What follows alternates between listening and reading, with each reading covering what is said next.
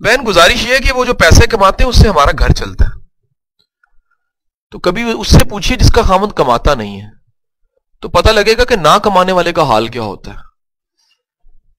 اس لیے جب تک آپ پھر پیسے کمانے کو پیسہ کمانے ہی کہیں گے اور رزق حلال کی اہمیت کی طرف نہیں آئیں گے، آپ اس کو دنیا داری سمجھیں گے۔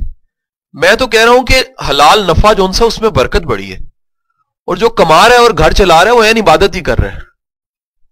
تو آپ عورت اصل میں نا جی پتہ نہیں، میں نے ایک دن اپنی بیوی کو کہا کہ اپنی دلی خواہشیں بتاؤ، تو کہنے لگی کہ آٹا تم گوندا کرو۔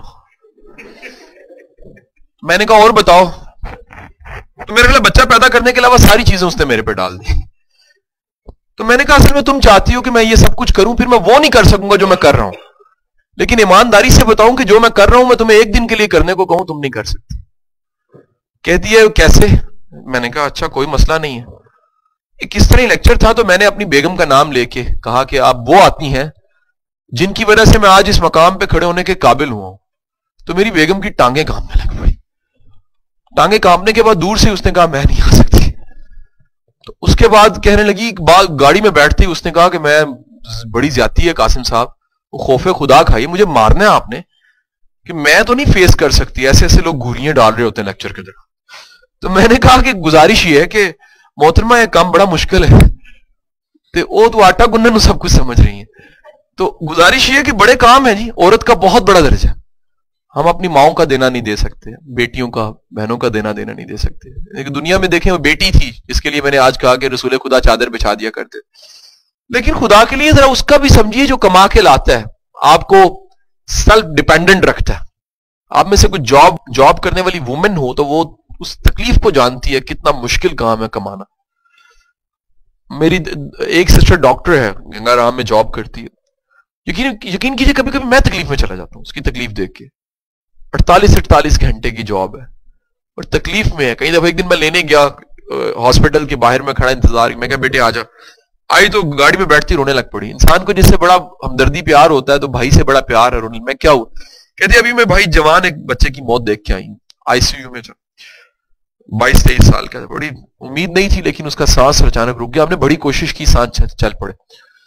اس کی تنخواہ 48,000 روپے ہے، لیکن ڈگری لی ہے نا جی، 48 کی بات نہیں ہے، وہ ڈگری لی ہے تو پروفیشنل ہے۔ ہم سارے کہتے ہیں جی پڑھے کاہے کو تھے، FCPS پارٹ 2 کیوں کیا ہے، گولڈ میڈل 5 گولڈ میڈل کیوں لیے تھے تم نے ڈاکٹر؟ تو اب وہ جاب کرتی ہے۔ میں اسے کہتا ہوں بیٹا یہ 48,000 کمانا دیکھو کتنا مشکل۔ تو ہم کبھی نہیں دھیان دیتے کہ وہ جو کما کے لاتا ہے جس کو ہم کریٹیسائز کرتے ہیں وہ بھی بڑا کام ہے۔ آپ بہت بڑا کام کرتی ہیں گھر سنبھال کے، لیکن یقین کیجئے جو پارٹنر ہے وہ بھی بہت بڑا کام کر رہا ہے۔ اب ہر ایک کے کام ہے۔ میرا استاد کہتے ہیں جہاں نیک مجلس ہو رہی ہوتی ہے نا، اس میں سب سے زیادہ ثواب اس لانگری کو ملتا ہے جو چائے بنا ہے۔ اس کے کام کو بھی ڈینائی نہ کیجئے، وہ بھی بہت بڑا انسان ہے۔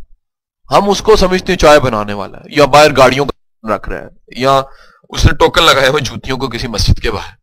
حضور والا وہ نہ لگائے تو ساری مجلس نہیں چل سکتی۔ تو شاید این ممکن ہے کہ آج کی مجلس کا سارا ثواب اس کو مل جائے جس نے چائے بنائی تھی، جس نے سرو کی تھی۔ کیا پتا رب کی بارگاہ میں اس کی قبولیت زیادہ ہو۔ دعوے دار شاید میرے جیسا ہو، نالائق سمجھ رہا ہو کہ میں نے بڑا کام کیا ہے، خدا کی بارگاہ میں جاؤں تو پہاڑ کے برابر انعام اس کو مل جائے۔ وہ پوچھے کہ جی میں نے تو نہیں کیا، لیکچر تو قاسم صاحب نے دیا۔ تو خدا کہے گا کہ جو وسیلے بناتے ہیں، ذرائع بناتے ہیں نیکیوں کو، ان کو بھی اجر میں دیتا ہوں۔ تو جب دین ممکن ہے اس دن کوئی بڑا عبادت گزار چیخ مارے روئے اور کہے میری عبادتیں کہاں گئیں، وہ کہے گا وہ تو ٹھیک ہے تیرا میرا معاملہ تھا، لیکن بندوں کے بڑے معاملے تم نے چھوڑے تھے۔ تو میری گزارش یہ ہے کہ تھوڑا سا ذرا جگہ دیجئے حلال کمانے والے کو بھی۔